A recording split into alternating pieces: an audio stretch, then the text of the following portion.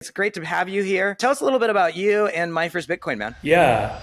John Dennehy is the founder of My First Bitcoin, a nonprofit in El Salvador offering free Bitcoin education to students, teachers, and communities. So money is power. And if we don't understand how our money works, we don't understand how our power works. So in order for an individual to really seize control of their own life and their own future, they have to understand their power. And to understand their power, they have to understand how money works. How is your experience, John, by working in Colombia, whose value of money perception is dark? I view it as power. It's a way for them to have more authority in their own life. Everybody needs Bitcoin, but different people need it more than others. I'm just curious what you think is next for education in general, because education is changing in today's day and age. I think that education has like this mass scale model right now, and I don't think that's a very effective model, and it doesn't pull out the greatest potential of the student. You guys are one of the few that not only talk the talk, but walk the walk within your organizations. Yeah, I mean, it's... Hey everybody. Welcome back to another episode. I am so stoked to share an awesome conversation with my friend John over at My First Bitcoin alongside Alex. Alex, you're here with me in the studio. You've worked with John for a long time. It should be a fun conversation. I think so. I'm so excited to be today in your podcast, Jeremy. Thank you. Awesome. Well, John, it's great to meet you. It's great to have you here. Tell us a little bit about you and My First Bitcoin, man. Yeah, so my name's John. I'm originally from New York. I live in El Salvador. I've been here for 4 years now. And My First Bitcoin is the world's largest Bitcoin education nonprofit. We work with educators and activists in more than 40 countries around the world that teach their own communities about Bitcoin. Wow. So, I don't think a lot of people realize like the scope you guys have as, a financial literacy educator that's Bitcoin forward and completely open source, which is pretty wild. So, tell us a little bit about kind of how that works as an open source community, maybe Wikipedia-like is kind of a way to think of it. I don't know, that operates around the globe, because that's unusual to be open source and an NGO, but then have the scale and impact you guys have, right? So yeah, and I think that's a good point that you brought up about financial literacy. So we're as much a financial literacy organization as we are a Bitcoin education organization. So our everything that we do is kind of divided into two parts: the problem and the solution. And the problem, we could call it financial literacy. Like, what is the world that we live in now, and what is the world that we could live in, right? So everything that we do is the base layer of that is just financial literacy. And then about the open source model that we use, it has been such a boost for the project to do everything open source. And it might even be worth taking a step back and just saying what open source is and like how we interpret that, right? Because it's actually a term that comes from software, and we're not creating software. We're creating educational materials and best practices, frameworks. So our growth has been because we haven't tried to hold on to anything. We haven't tried to control anything. We've given it away freely, and we've let the community mold it themselves, right? It's a very communal sort of project. So our flagship product, which is the Bitcoin Diploma, this is a 10-week program. So first 5 weeks, again, financial literacy, last 5 weeks, Bitcoin. In fact, the subhead is financial education for the Bitcoin era. So even within that, a lot of the feedback comes from the people that use it, and we use that every year to improve. But as time progresses, we have tried to use technology with each edition to make it easier and easier for anyone, anywhere in the world to tweak it and modify it for their own specific environment. And also, we create it in English and Spanish. And at this point, it's been translated into about 20 different languages around the world. And we only did 2 of them, right? So the other 18 languages are from the community. You know, it's not paid, it's volunteer, it's just people that want to serve their community, that see this as a starting point that they could build on top of and add to. Um, so it's really been great to involve people, because even though we are a Bitcoin education project, it's not actually about Bitcoin education. It's about empowerment, right? Like, Bitcoin education is a means to that end, and the end is empowerment. So we try to really live that. And if we're talking about empowerment, we want to empower the people that use these materials and create a proof of concept that that's actually a scalable model, and that's a model where we could all win, right? Like, Yeah. we win because we spread much faster. They win because they're part of it and they help shape it, and they get to help shape it in a way that serves them and their community best. Yeah, I mean, education is the foundation for, economic empowerment. I think is, you and I are big believers. Alex, like I think one of the things, we talk a lot about is like financial literacy and economic empowerment looks differently in different communities, right? So like you've been quite involved on the foundation side, seeing my first Bitcoin in action in these different places, right? Do they all look the same or? Actually, I wanted to say that it's impossible to, hear about my first Bitcoin and John everywhere we travel. If we are talking to Argentina, their inspiration is in my first Bitcoin. The first time that we went in El Salvador was amazing to go and talk to the Minister of Education and know that you guys were the inspiration and the first people to go and do the financial inclusion. And even here now, just for you, John, we just finish a conversation, a certification for Digital Nest that is also education and financial education and tools, technology tools for the youth here in our own backyard.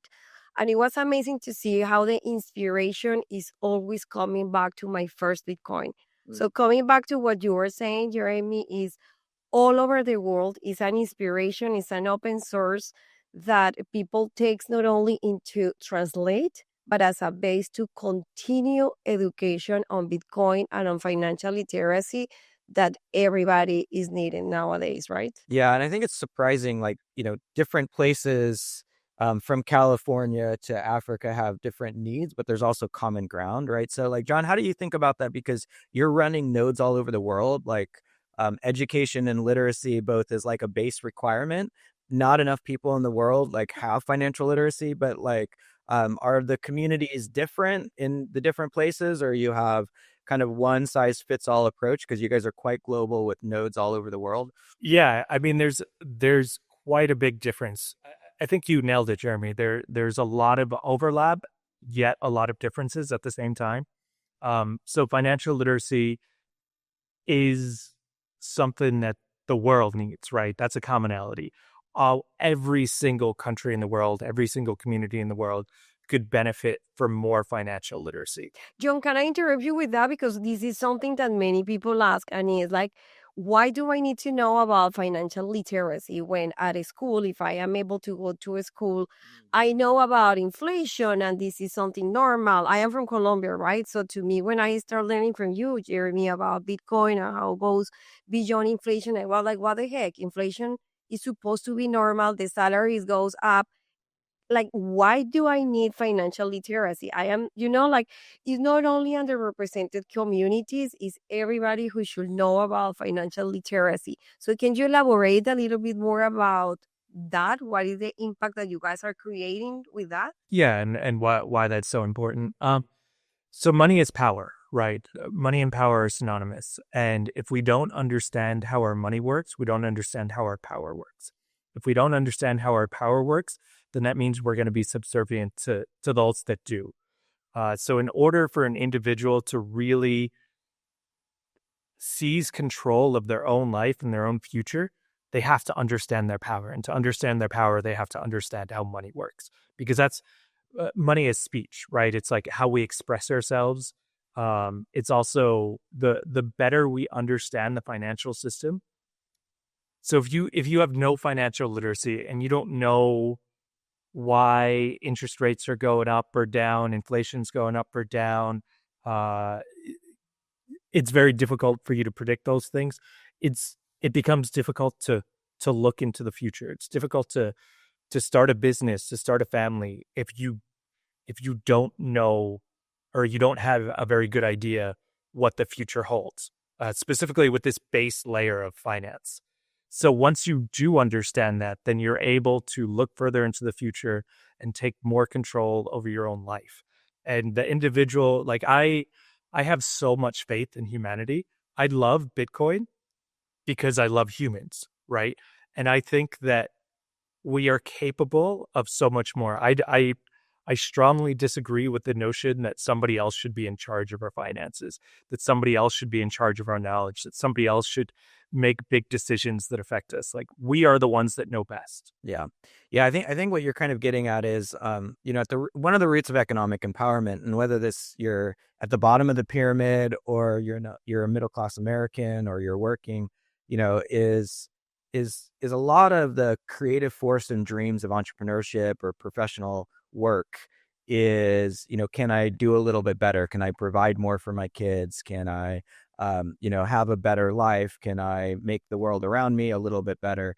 And so if you're continuing to work, and you have no agency and no ability to be able to move up in the world, like this is where I think people lose hope, right? And it's true in America in some circumstances, right? And it's true all over the world. And so I think the notion that you have um, giving you the tools to give you agency, and be educated that you actually have the power to be able to, sort of grow your own situation, like um, that is surprising. What that small idea that, like, you can actually change your life, you can just do stuff, can do for people, right? And so um, John, I kind of want to see, like, tell us a little bit about some of the impacts you've had around the world, because I've seen so many crazy stories that you guys are involved in. It's actually pretty amazing, all the places you guys are touching. So it seems like it's just, a workbook, to be honest, like the diploma you just showed. But actually, you guys are really, really involved in these places, whether they're circular economies around the world or projects around the world. You guys kind of like are, I don't know, the base layer for a lot of things in the grassroots movements of Bitcoin and sort of financial access around the world. So can you give us like an anecdote or story of how that's working? Yeah.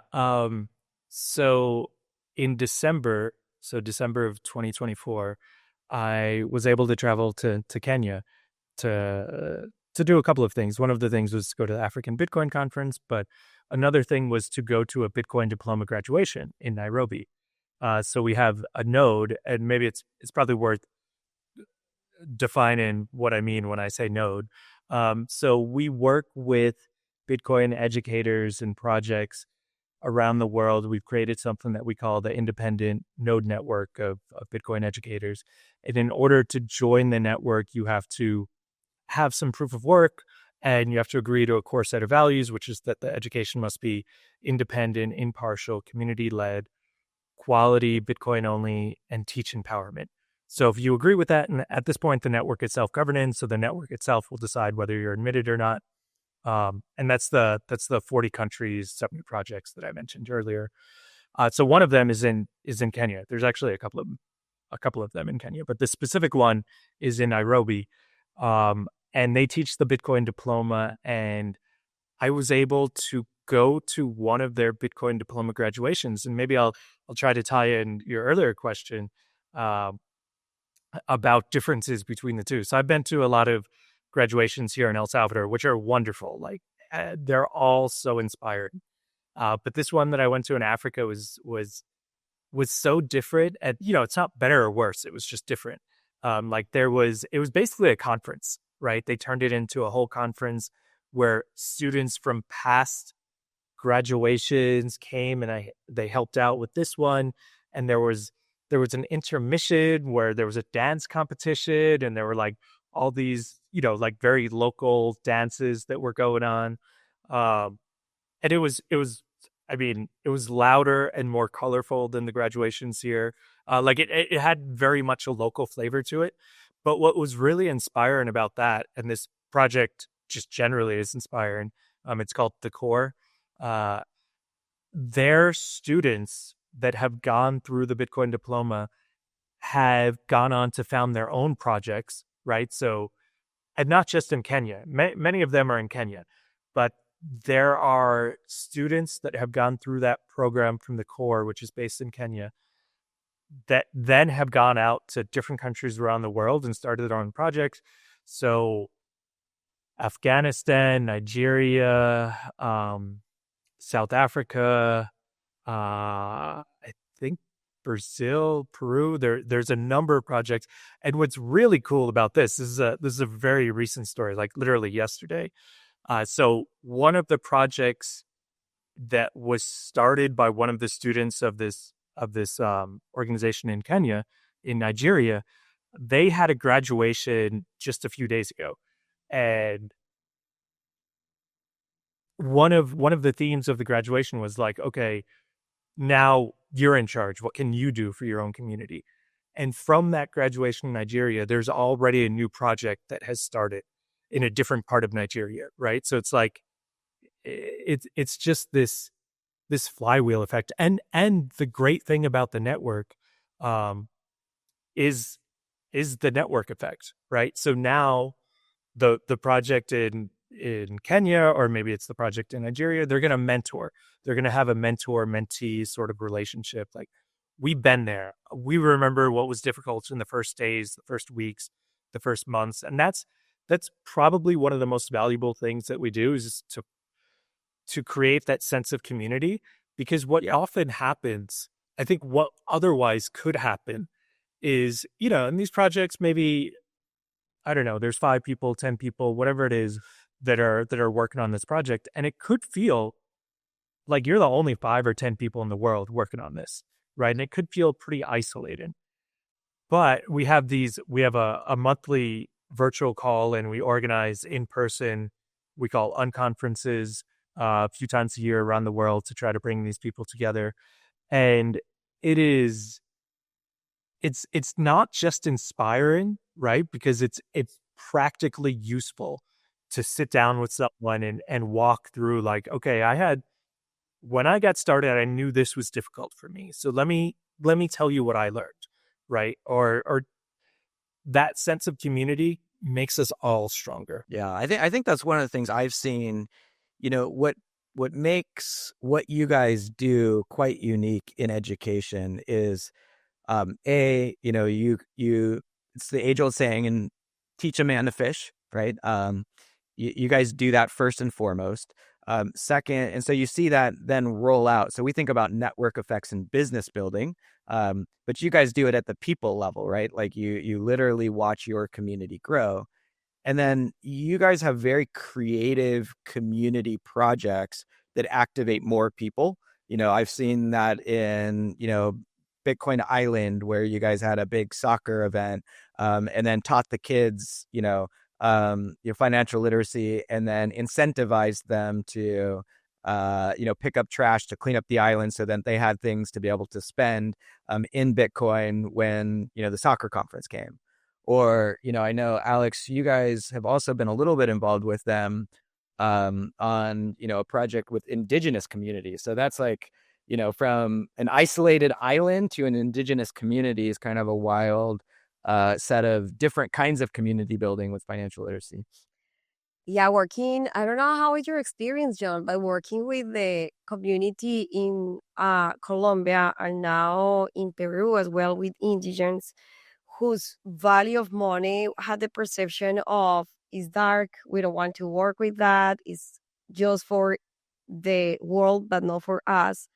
And now them seeing so engaged, learning, changing, expanding in the knowledge of circular economies through their mammoths, through the other communities, is literally the most pure thing I ever seen. What are your thoughts on that, John? Yeah, I mean, and I sympathize with that first thought of like money being evil or whatever. Um, but I think that's because we don't understand money, and we confuse greed with money, right? Where money is actually it's a medium of exchange, right? It's a store of value. It's not greed. It's often people often use money as the end rather than the means, and then that's problematic. But yeah, it's super inspiring to see these communities, like you mentioned, the indigenous one in Colombia.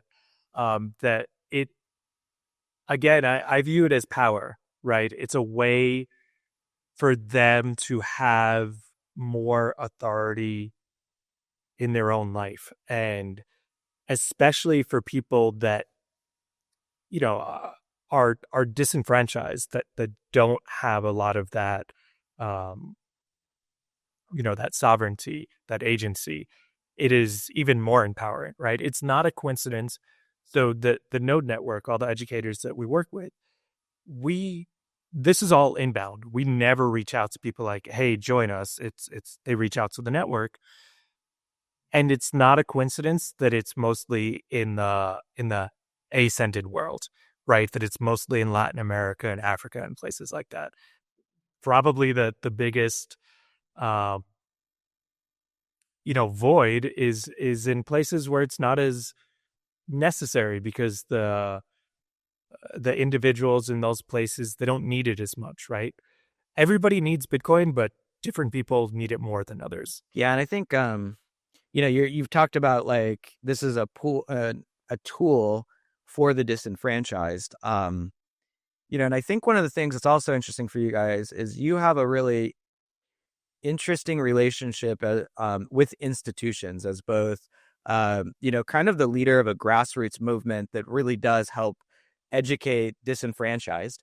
I know a little bit of your backstory. Like me, you were there at Occupy Wall Street, and then you also were, in the middle of a bit of a revolution, down in South America, and another part of your life, I think, as a journalist or helping, sort of the government doing some relief work.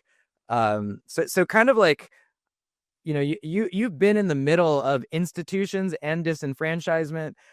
You both worked for some of that. And then now you're in a place where, education can be both part of, an official program from government, or it can be done in a grassroots open source way. And so kind of like, what's your takeaway now, kind of being in the middle of a lot of this over a lot of your career, both before My First Bitcoin and now, on like where this education touches institutions?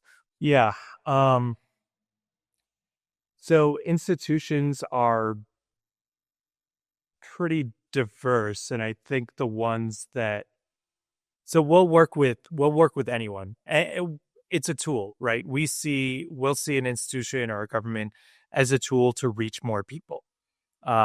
With the institutions that get it, we'll probably work with them for the long term. For the institutions that don't get it and are using us just as much as we're using them, it's probably not going to last, and that's okay, right? Like we'll get something out of it, they'll get something out of it, and then we'll go our separate ways. I think that's often going to be the case, but then we will, and we have found some partners, and Paystand among them, Paystand blocks that get it, right? Like they're very forward thinking. They're not trying to get some short-term gain out of it. Like they actually are trying to build a different future. Those are long-term partners that we have. We'll work with anyone short-term, so long as it helps us reach more people, impact more people. But we'll be pretty selective, and it will be kind of a self-selecting process. I think it will probably be mutual for most of the time, for these shorter relationships. Yeah, the I guess from my perspective, right, like if a government is, using open source, whether it's software or open source education, that ultimately like makes the world more, fair and equitable, that's probably a good thing. It advances our global mission. I often think, Bitcoin is a movement that's bigger than one company or person or even government. So, I think it is, all of it can be positive in the larger movement of bringing people on into the tent and over the bridge. And so I think that's okay, if you guys are working with governments for some point and others, but you're principally a decentralized, open source, grassroots movement, which is cool. And yet you do have really interesting, I think, also corporate partners. So I'm curious, like, how you think about, you just announced recently a fairly big partnership with Block, which I think is pretty cool.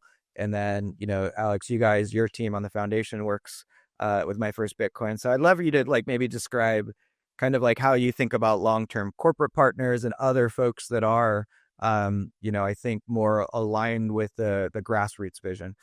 Yeah. Yeah, so we do get a grant from Block, which is the discovery grant, but you might be referring to Start Small, which is a grants institution which is funded by Jack Dorsey, which is the head of Block. And in fact, I think it's actually funded by stock in Block. But yeah, we just got $1 million grant from them. And which is like a pretty big number for a nonprofit little organization. So just congratulations. yes, thank you. Thank you. It is massive, right? Like this.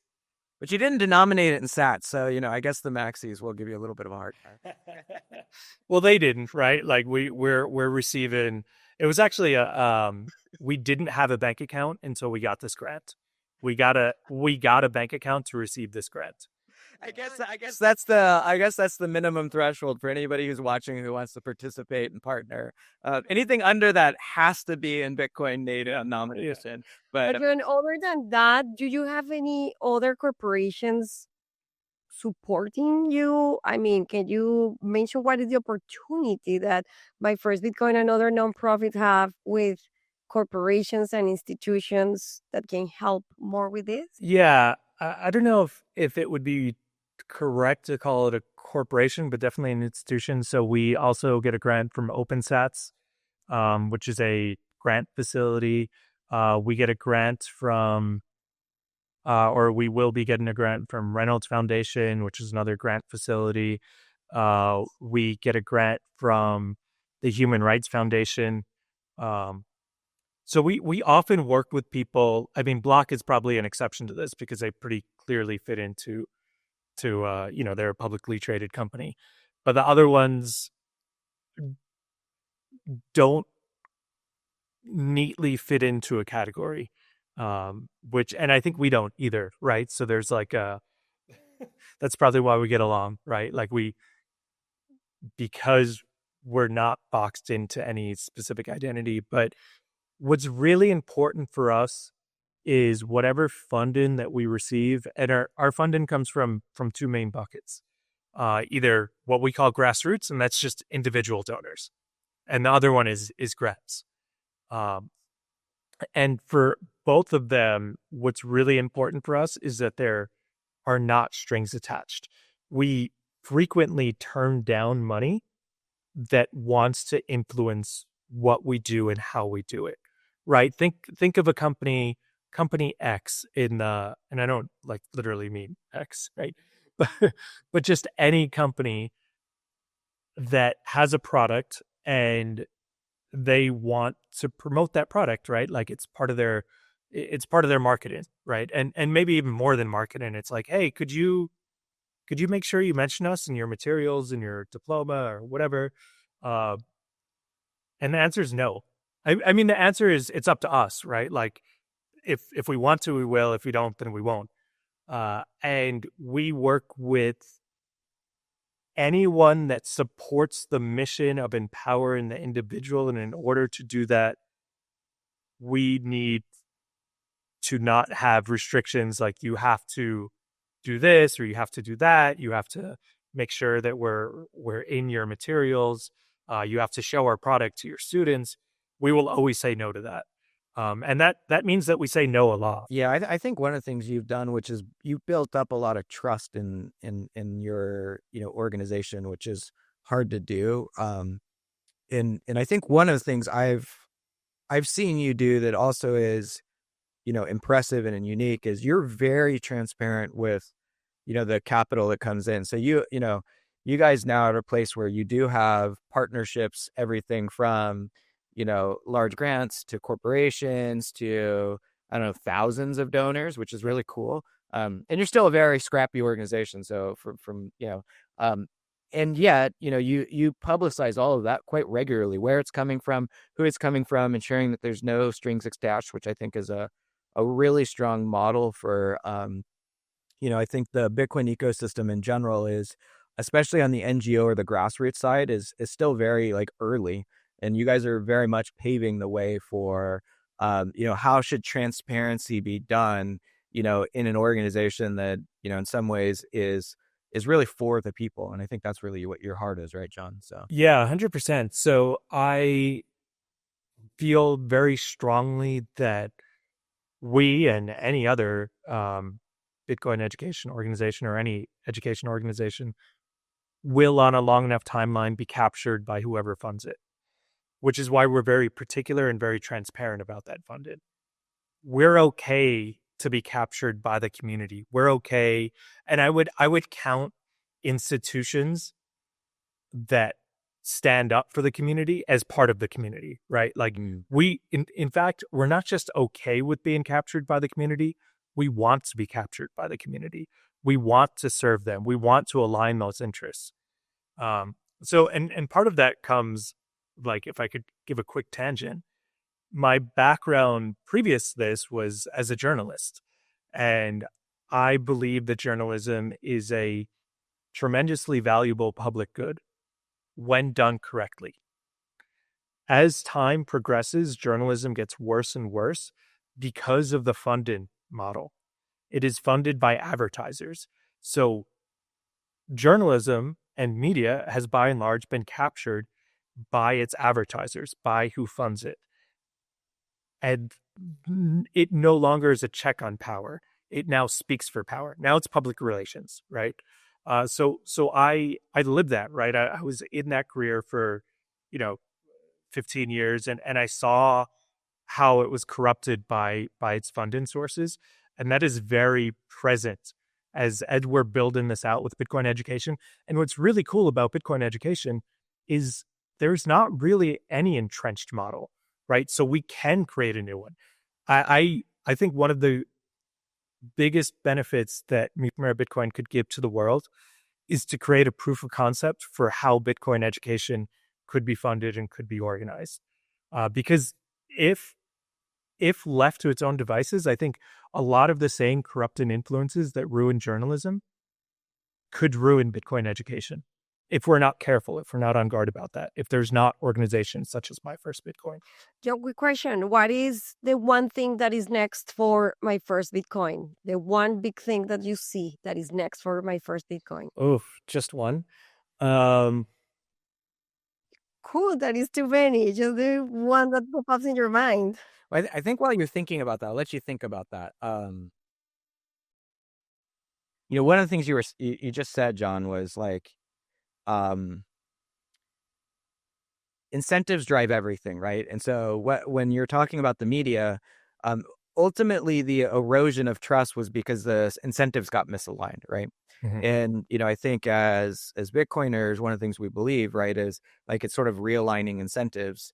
And I think one thing you guys are doing, which I really appreciate, is this notion that, well, let's just rethink how maybe open source nonprofit education could be done, just period. Everyone believes like maybe education model in general is changing, right? So like I think like Bitcoin is its own like strange American, dream 2.0, right? It's in its own economy, and a lot of things are getting rethought.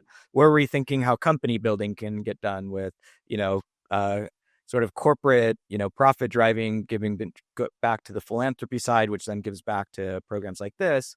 You guys are really rethinking education, because the education model, that was been around for the last few hundred years, maybe is about to go through a retransformation. So like, maybe before we get into like what's next for My First Bitcoin, I'm just curious what you think, is next for education in general, because education is radically, changing in today's, day and age. Yeah, and I think I could answer both questions at once, because it's something that we're working on. And just this week, I think this is live now, we have an AI agent that's trained on the Bitcoin Diploma. So this is really exciting, and I think this is both where education is headed and also where my first Bitcoin is headed. So let me try to talk about each. I think that education is kind of has like this mass scale model right now, and I don't think that's a very effective model, right? That kind of teaches to the lowest common denominator, and it doesn't pull out the greatest potential of the student. Uh, so I think the future of education is more curated and more specific to the individual. And that is something that we have been doing. So as an example, I mentioned, or I think I mentioned that the Bitcoin diploma uh, can be tweaked by different communities that use it.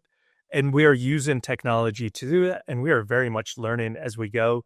The first and second version of it, it was difficult to pull out a page and insert your own paragraph. We've made it easier with time, and we're going to continue to make that easier with time. Uh, but now we just launched this AI model that is trained on the Bitcoin diploma, and that is going to allow even more specialization for it. So, for example, and on both ends, both for the student and the educator. So, an example of how you might use that AI model: you're teaching the Bitcoin diploma. You could put a prompt into the AI model, which is trained on the diploma. I'm about to teach either this concept or this chapter, whatever it is. I'm about to teach X to this group, and you could be specific about the group. I'm about to teach X to a group of 11 military veterans, or I'm about to teach Y to a group of 14 pregnant teenagers in Zimbabwe. Can you create a lesson plan for me? And it will create a lesson plan for that, which will make it more specific for that group, more tailored for that group. And I think that's both the direction that my first Bitcoin is going in and the direction that education as a whole. And this is a challenge that we have at my first Bitcoin, where we're like simultaneously going in opposite directions. We are going global. It's kind of that what's that slogan? Think global, act local, right? Like we're trying to bring that to life with creating global frameworks and international frameworks that the individual at the community level could tailor for their own specific needs. Super cool, huh? Wow. John, that comes to my mind. That is my first Bitcoin. Jeremy, Paystand is a company that pays the staff in Bitcoin if they want. You live your life in Bitcoin. John, same for you. I am very curious to know how is actually for the two of you to live in Bitcoin, and how for my first Bitcoin staff to live in Bitcoin. Same for Paystand, because this is probably a great example for many people to know that it's possible to do that. What are your thoughts, John and Jeremy? Yeah, I guess the maybe the way I would think about it is there's like with your own personal choice on living in a Bitcoin standard, and generally it's advantageous. I'm a big believer. The best way to learn is to do, right? So I don't kind of sit around and think about number go up. I just want to like be part of the change. And the best way to be part of the change is actually to use Bitcoin to do and to be part of the community. And so that's a personal choice. But I think maybe the more interesting thing in some ways, I don't know what you think, John, is actually building an organization on the Bitcoin standard is maybe even more of a radical idea, because it's one thing to like, what you do kind of with your own finances and like how you think about it is, maybe how far down you are with the rabbit hole, but like trying to pay the bills in Bitcoin and pay employees and pay contractors. To your point earlier, you literally didn't have a bank account for your organization, which is not a tiny organization. So I think discovering all of that and all the process around it is really, really interesting, because this is really pioneering stuff. A lot of people kind of talk about it. There's very few companies that are actually what I would consider Bitcoin native or Bitcoin standard in their organization. You guys are one of the few that not only talk the talk, but walk the walk within your organization. So like, yeah, talk a little bit about that, John, on your side, because it's been really interesting learning for us with all of our employees. Yeah, easier as an individual for sure, right? Like I don't really have dollars. I only have Bitcoin. And that's not as hard as you might think it is as an individual. Like it, I mean, sometimes I'll sell Bitcoin for dollars because I need dollars for certain things. So it's not 100%, but I don't know. At this point, it's kind of become normalized for me. Like I know who will always buy the Bitcoin and give me dollars. I know the cafe that accepts Bitcoin. That's the one I go to. But for an organization, it's much more challenging, in large part because institutions and governments tend to be pretty slow to change.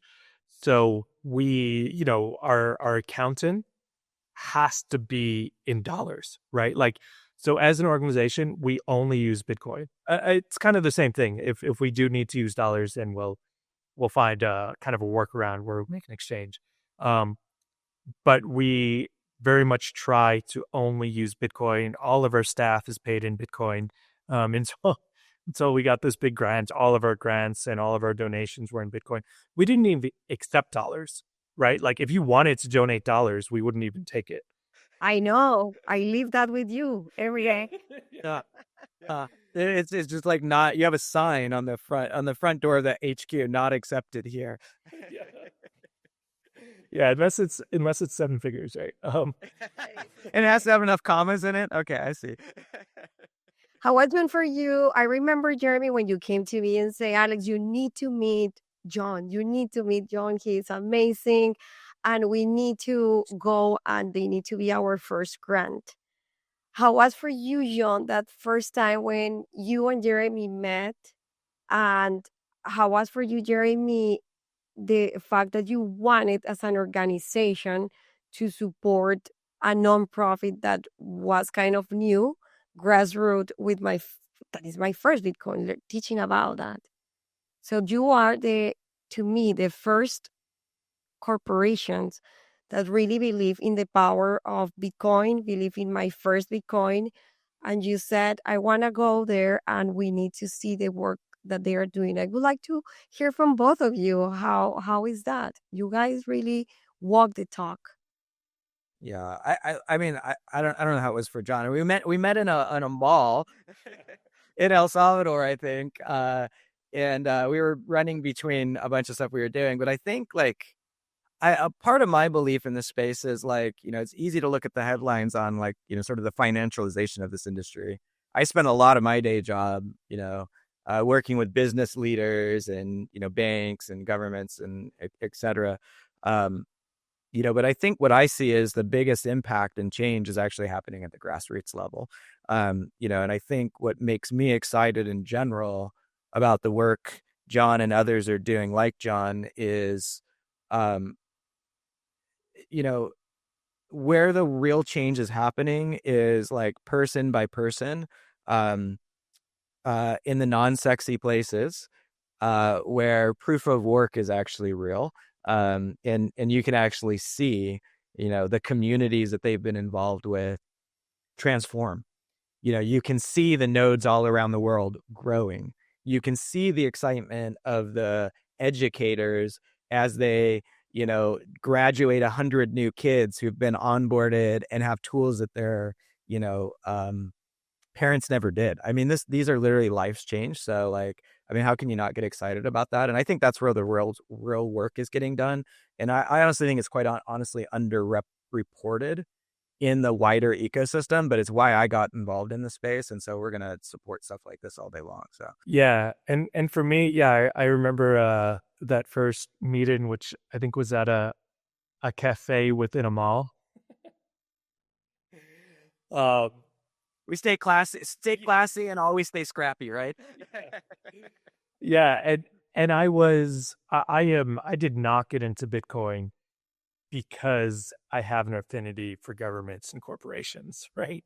Uh, so I if anything, I have an There's a guy who was in the middle of a coup and a meltdown in the middle of the country somewhere a few decades ago or whatever. Yeah, so if anything, I'm biased against meeting, CEOs and stuff like that. Ouch. But there's exceptions, right? There's always exceptions.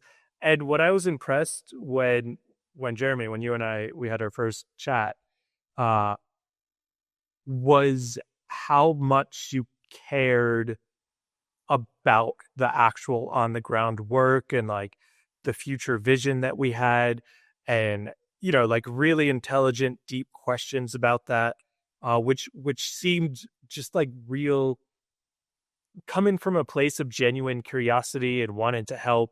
It didn't seem like it was self-serving at all, right? Which again is why this has been a long standing collaboration, and not like, we do one thing together and then we go our separate ways, which sometimes happens, because I think we have that in common.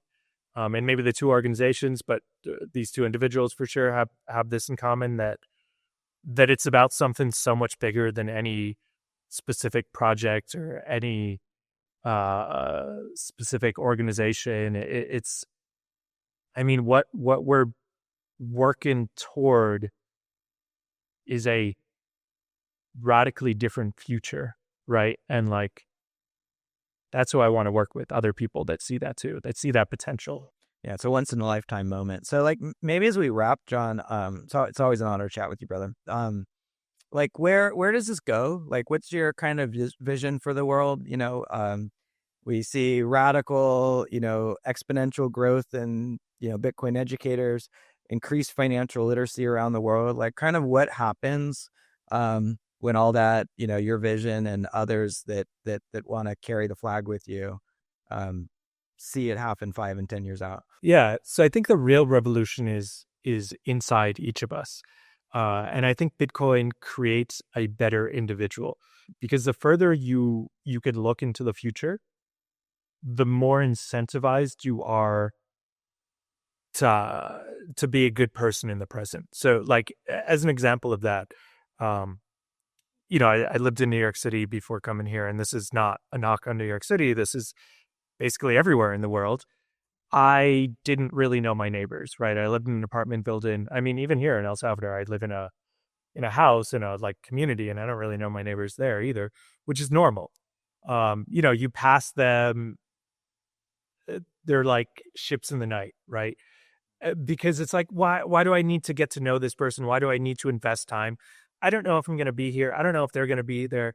I don't know if what the world's going to look like in 5 years. I don't know what I'm going to be doing.